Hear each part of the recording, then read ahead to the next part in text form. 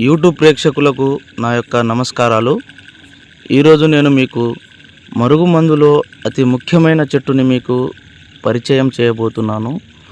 అసలు ఈ మరుగుమందు ఎందుకు వాడవలసి వస్తుందంటే, భార్యాభర్తల సమస్యలతో బాధపడుతున్న వారికి, ప్రేమికుల సమస్యలతో బాధపడుతున్న వారికి, అదేవిధంగా అత్తాకోడళ్ళ సమస్యలతో బాధపడుతున్న వారికి, ఈ చెట్టు పేరు అత్తిపత్తి చెట్టు అని అంటారు. ఈ అత్తిపత్తి చెట్టు పేరు అదేవిధంగా ముట్టుకుంటే ముడిచిపోయే చెట్టు అండి. చూడండి, ఈ విధంగా ఈ చెట్టుని ముట్టుకుంటే ముడుచుకుంటుంది.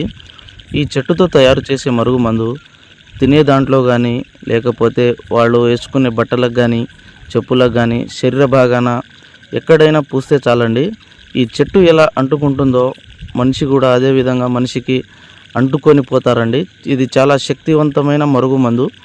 చాలామంది మరుగుమందు అని ఏదో ఒక మందు పెట్టి సైడ్ ఎఫెక్ట్కి గురవుతున్నారు. తీసుకునే ముందు చాలా జాగ్రత్తగా తీసుకోండి.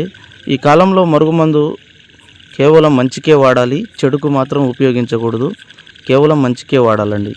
ఈ మరుగుమందు పెట్టడానికి అవకాశం లేని ఎడల దూరం ఉన్న వ్యక్తిని కేవలం 7 రోజుల్లో ఫోటో వశీకరణం చేసి, అఘోర వశీకరణం ద్వారా వాళ్ళు ఎంతటి మొండివారినైనా మన వైపు వశపరుచుకోవచ్చు. ఈ మందు తీసుకునే ముందు చాలా జాగ్రత్తగా తీసుకోండి.